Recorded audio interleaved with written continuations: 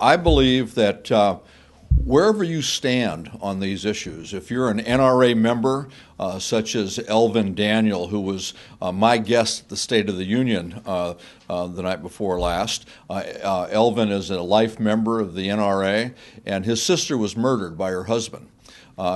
She was murdered just days after she got a restraining order against her husband. The problem was he bought a gun without a background check. He bought it from a non-licensed dealer in his home state, and days later he murdered his wife and took his own life and shot some other people. So if you're an NRA member such as Elvin, or you're a hunter and a gun owner and a sportsman such as myself, or you're one of the millions of Americans who've never even fired a gun, I think that we all should agree that it's time. It's time. It's time that Congress step up and do all that we can to minimize gun violence. And we all know that we're never going to be done with it, but there's certainly things that we can do to reduce it and to make our communities safer. That's why the task force that I was asked to chair put together a comprehensive set of policy principles.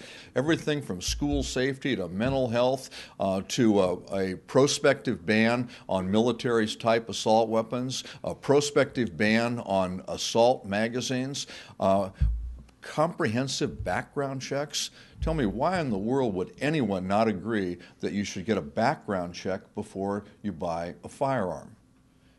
If you disagree with background checks, the logical jump is that you believe it's okay for criminals and the dangerously mentally ill to buy guns. This is, as one newspaper called it yesterday, a real no-brainer.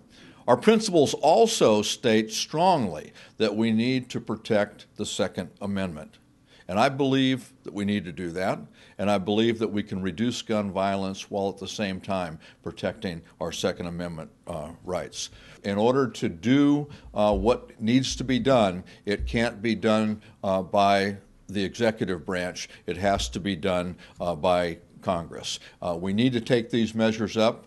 We need to have a vote on them. The American people deserve a vote on them, and that vote should be bipartisan, and it should be quick before the next outrageous tragedy takes place. It's time. It's time.